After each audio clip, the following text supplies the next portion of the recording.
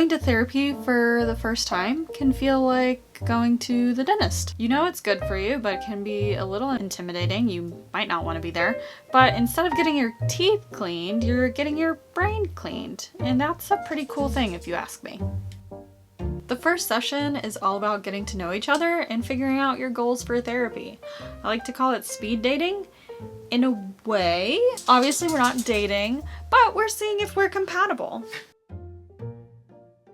Online therapy is becoming more and more popular these days, but I think it's important to find what works best for you. Online therapy can be hella convenient if you're tech savvy. It saves you a lot of time, while in-person therapy can feel a lot more personal and intentional. I have a lot of clients that would prefer to practice self-care and grab a treat or go for coffee on their way in to see me. As a therapist, there isn't too much of a difference in our ability to provide therapy. In either setting, sometimes sharing your home space online gives us some great insight into your daily life. However, if your home life is chaotic and you have a lot of people around you, having your own space in my office might be a little bit better.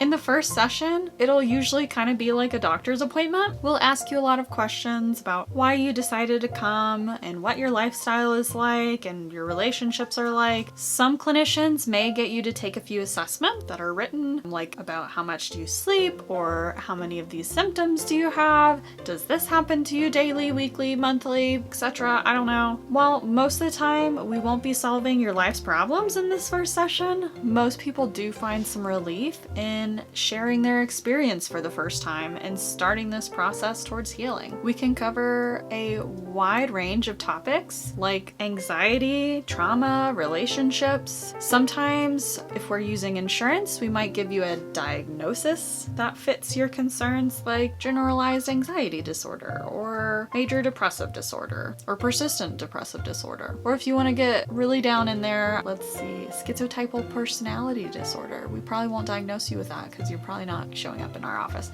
Anyway, I like to call this phase the psychological buffet. At this point, you can kind of pick and choose what you want to work on. Okay, I want to eat some of this.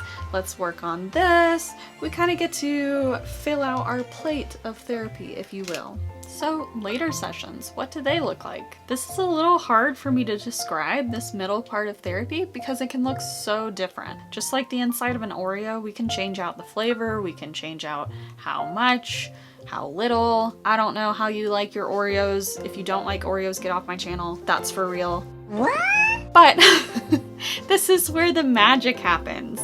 This is the relationship you have with your therapist is pretty special. We care about you, and at usually this point we're working on forming a sense of trust and some banter, kind of like a friend. I mean, you might have great friends and all, but they can't do what we can do. You're a great friend that calls you out, but then that's it. They don't give you any advice. They don't give you any solutions. They're just like, bro, stop that. Thanks. I never thought about that. Stopping. Wow. That's not a solution. Or you may have that friend that beats around the bush and is a little too soft with you, is always on your side, but doesn't really help you grow. But unlike your friend, we will call you out for your stupid shit you do, and then help teach you and find better ways of dealing with your problems. And eventually we get to that bittersweet session that's our last.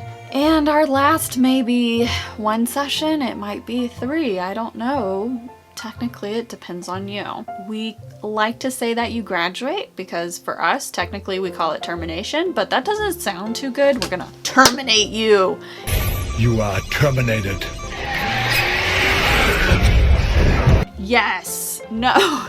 You're graduating. We're celebrating the progress that you made. Eventually, you've learned new things, you've resolved the problems that you once had, you've met your goals for therapy, and you worked really hard. And we may spend anywhere from 1 session to months preparing for you to go back out into the real world. It's like rehabbing a baby animal and you're like, go, fly, be free, go back out into society. Funny thing about our job is to be not needed.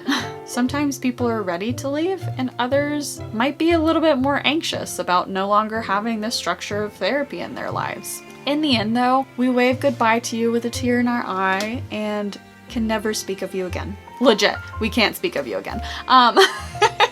Confidentiality, ooh, yeah. No, but we do think about you. We shared these memories and we hold gratitude for being able to walk with you and help you through life's tough moments.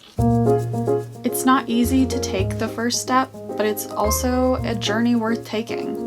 Understanding yourself better is one of the most valuable things you can do for yourself. And we're here to help you and make it a little less scary. Thanks for joining me on this video. I hope you found it informative and a little entertaining, maybe. So remember, taking care of your mental health is just as important as your physical health, so don't be afraid to reach out and find the right fit for you. So until next time, take care and I'll see you again.